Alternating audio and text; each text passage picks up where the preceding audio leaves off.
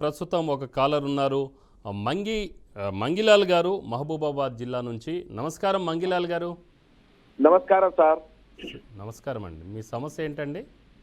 Sir పోయిన నెల 17, 16 తారీఖు ఏం జరిగిందంటే ఫేస్బుక్ లా మన అదేంది ధని యాప్ అని వచ్చింది సార్. ధని యాప్. ఆ, అయితే వాళ్ళు కాలింగ్ నెంబర్ ఇచ్చారు. నేను దానికి క్లిక్ చేసిన. క్లిక్ చేస్తే ఎమ్మటే కాల్ పోయింది. చెప్పండి సార్ ఏ విధంగా సహాయపడాలంటే, మీరేమో లోన్ ఇస్తామంటారు నిజమేనా అంటే, నిజమే సార్, మరి మీకు ఎవిడెన్స్ ఏం కావాలని అడిగితే వాళ్ళు అన్నారు కదా ఏది వద్దు, Aadhaar card, pan card, bank account, ఒక పాస్ ఫోటో అని చెప్తే ఇవన్నీ వాట్సాప్ చేసిన సార్. వాట్సాప్ చేస్తే వాళ్ళు ఎమ్మటే సార్ మీకు అమౌంట్ ఎంత కావాలంటే మరి ఎంత ఇవ్వగలుగుతారంటే 20,000 నుంచి 20 లక్షల దానికా ఇస్తామని చెప్పారు సార్. ఓకే. అయితే నేనన్నా కదా నాకు ఒక 2 లక్షలు కావాలి సార్ అంటే ఇస్తామని చెప్పి నాకు ఎమ్మటే మెసేజ్ పెట్టిర్రు. మెసేజ్ పెట్టి ఏమన్నారు, పైన 2 లక్షలు మెసేజ్ వచ్చింది, కిందనేమో 4,500 డ్యూ బ్యాలెన్స్ అని ఇచ్చిండు ఆయన. అయితే ఎందుకు ఈ బ్యాలెన్స్ ఎక్కడి సార్ అంటే ఇన్సూరెన్స్ అని చెప్తే నమ్మిన. ఇక ఇన్సూరెన్స్ కట్టాలి కంపల్సరీ అంటే 4,500 ఫస్ట్ పే చేసిన సార్.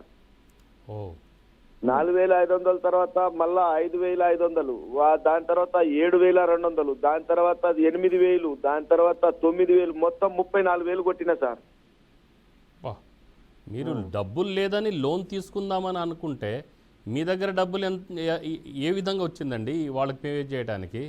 అయితే ఇక 2 నిమిషాల 3 నిమిషాల 5 నిమిషాల మీకు ఓకే అవుతుంది, కన్ఫర్మ్ అవుతుంది అంటే వీళ్ళ కాడ ఫోన్ పే కొట్టించుకున్నా ఎమ్మటే కొట్టిన సార్. జర మనం బదులుగా అడిగినట్టు అడిగి నా ఫోన్ పే చేయించుకొని వాళ్ళకు ఫోన్ పే చేసిన సార్.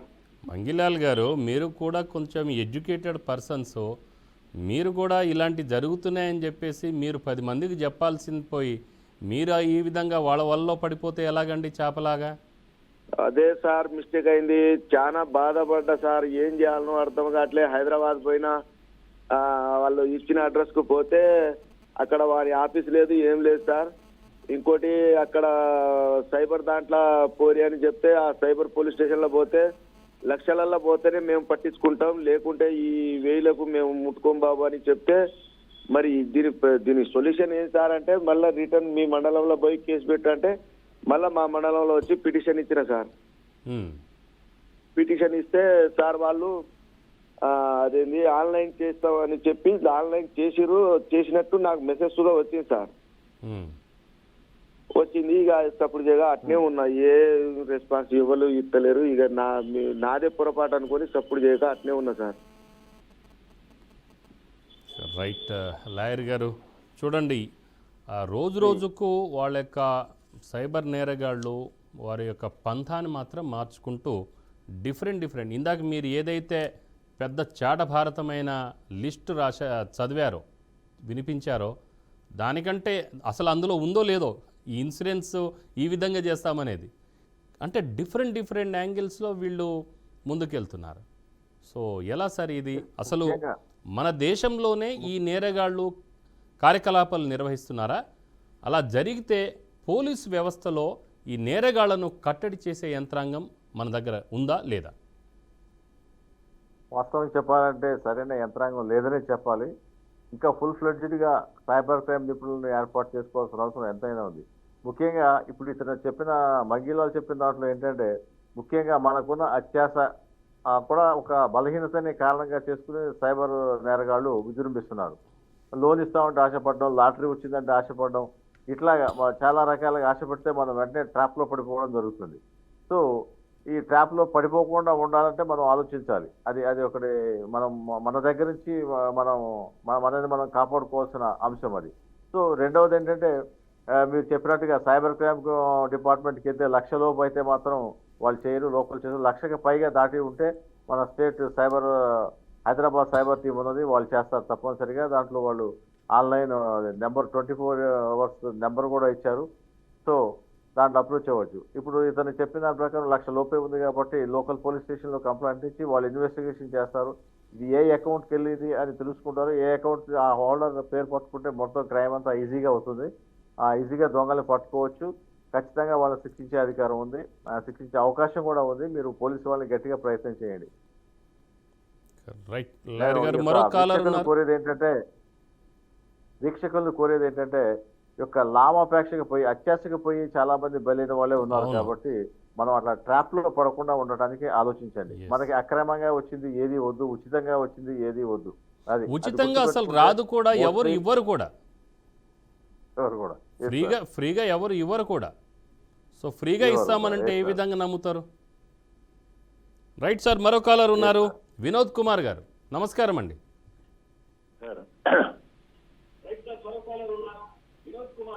నమస్కారం సార్, నేను హైదరాబాద్ నుంచి మాట్లాడుతున్నా.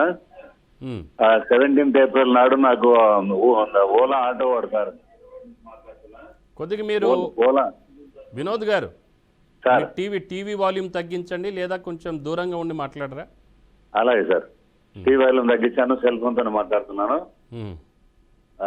17th ఏప్రిల్ సార్, ఈ 2024లో ఓలా క్యాబ్ వాడు నా దగ్గర 377 రూపాయలు ఎక్స్ట్రా తీసుకున్నాడు సార్. అయితే నేను 17th నాడు తర్వాత ఇంకా ఫోన్ చేస్తా ఉంటే వాళ్ళ కస్టమర్ కేర్ నంబర్ దొరకలే. ఆ తర్వాత అటు ఇటు కనుక్కున్న తర్వాత దొరికిన తర్వాత వాడు ఇంగ్లీష్ రాదంటే వానికి తెలుగు రాదంట, హిందీలో మాట్లాడుతూ ఉన్నాడు. రాహుల్ శర్మ అని.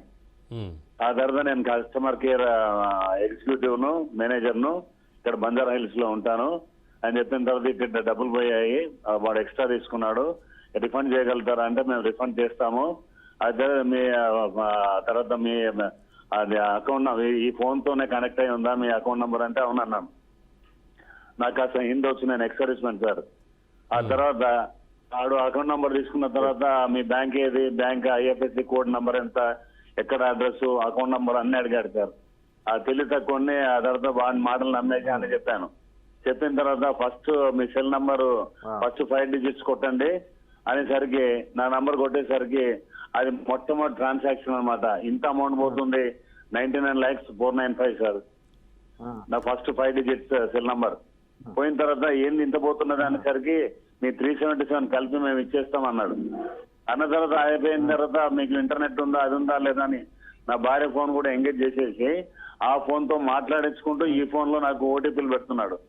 చకా 2:30 నుంచి స్టార్ట్ చేశాడు సార్, 6:30 వరకు. నన్ను మూత్రాన్ని కూడా పోనివ్వకుండా వాడు ఎంగేజ్ చేసి మాట్లాడి మొత్తం ఆల్ టుగెదర్ 4 ట్రాన్సాక్షన్లలో 3,19,245 రూపాయలు తీసేశారు సార్ అకౌంట్ లో నుంచి. నా పెన్షన్ అకౌంట్ అది, ఎక్స్‌సర్వీస్‌మెన్ నేను. ఆ తర్వాత ఎల్ఐసిలో డబ్బులు వచ్చాయన్నమాట, పిల్లలకి ఏమైనా చేద్దామని కూడబెట్టుకునేసరికి ఇట్లా అయిపోయింది. ఆ తర్వాత కుచ్ భీ కరో హమ్ ఇస్కే బాద్ కుచ్ నహీ దే సక్తే, మీ భార్య ఉంటే మీ భార్య అకౌంట్ నంబర్ కూడా ఇవ్వండి, ఆమెకు ట్రాన్స్ఫర్ చేస్తానంటే నా అకౌంట్ నంబర్ తీసుకొని నువ్వు నా భార్య అకౌంట్కి ఎందుకు ఇస్తావయ్యా అని కాస్త దబాయించేసరికి ఇంకెవరినైనా మీ కొడుకు లేకపోతే కోడళ్ళు వారి నంబర్లు ఉంటే ఇవ్వండి, దాంట్లో ట్రాన్స్ఫర్ చేస్తామని వాడు అనేసరికి నేను ఇవ్వలేదు సార్. నా భార్య కాస్త అడ్డం పెరిగింది. ఇప్పుడే పోగొట్టుకున్నాం, మళ్ళీ నా నంబర్ ఎందుకు ఇస్తాం, ఆ నంబర్లో ఒక 50,000 ఉన్నాయి అనేసరికి వాడు 6:30 వరకు నన్ను సతాయించేసి 6:45కు నేను బ్యాంక్ వాళ్ళ టోల్ ఫ్రీ నంబర్ చెప్పానమాట. వాళ్ళు వెంటనే నా ఏటీఎం కార్డు బ్లాక్ చేశారు, అకౌంట్ బ్లాక్ చేశారు. ఆ తర్వాత వాళ్ళు అడ్వైజ్ ఇస్తే వెంటనే మీరు వెళ్ళి 17th ఏప్రిల్ శ్రీరామనవమి సెలవు అనమాట. 18th మార్నింగ్ వెళ్ళి నేను cyber crime police station LB Nagar లో కంప్లైంట్ ఇచ్చాను సార్. 7 నెలలు అయిపోయింది, వాళ్ళు ఏమీ చెప్పడం లేదు, బ్యాంక్ వాళ్ళు ఏమి చెప్పడం లేదు. ఆయమ్మ ఫెడప్ అనమాట. ఉన్న డబ్బులు పోయాయి అనవసరంగా వాళ్ళు నమ్మేసి. వాడు నా ఏటీఎం కార్డు నంబర్ అడిగాడు. సాధారణంగా లాస్ట్ 4 అడుగుతారు, వాడు మొత్తం కార్డు నంబర్ అడిగాడు, ఎక్స్పైరీ డేట్ అడిగాడు. నమ్మేసి ఆయన హిందీలో మాట్లాడుకుంటే ఈ నంబర్లని చెప్పేసరికి ఇట్లాగైంది సార్. 7 months అయింది. ఆ తర్వాత నాకు తెలిసిన పోలీసు వాళ్ళు కూడా కొంతమంది ఉన్నారు, కానీ ఎవ్వరేం హెల్ప్ చేయడం లేదు సార్. అంటే ఓటీపీ కూడా వస్తుంది, ఓటీపీ కూడా చెప్పేశారా? ఆ అంటే మీరు ఎలా ఉందంటే వినోద్ గారు, మీరు కూడా ఎడ్యుకేటెడ్ అండి, అదండి, మీరు కూడా చదువుకున్న వాళ్ళు. అంటే ఏదో అంటారు కదా, రండి రండి రండి దయచేయండి దోచుకెళ్ళండి అన్నట్టుగా అయిపోయింది పరిస్థితి. ఏంటంటే ఒక ఎడ్యుకేటెడ్ అయి ఉండి కూడా మీరు ఆ విధంగా నమ్ముతారా?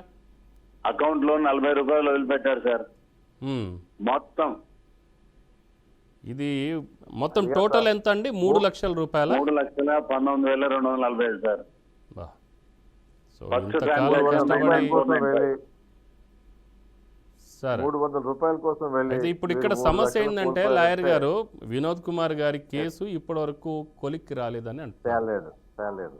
మీరు హైదరాబాద్ సైబర్ క్రైమ్ పోలీస్ కి మీరు ఇమీడియట్ గా కాంటాక్ట్ చేయండి, తప్పనిసరిగా వాళ్ళు హెల్ప్ చేస్తారు. ఎందుకంటే 1 లాక్ అబవ్ ఉంది కాబట్టి మీరు ఆ టోల్ ఫ్రీ నెంబర్కి ఫోన్ చేయండి, 1930 చేయండి, వాళ్ళు మీకు వివరాలు ఇస్తారు. ఆన్లైన్లో మీకు అప్లికేషన్ ఎలా పెట్టాలో ఏంటో చేస్తారు. తప్పనిసరిగా మీకు న్యాయం జరుగుతుంది. మీరు సైబర్ పోలీస్ని కాంటాక్ట్ చేయండి.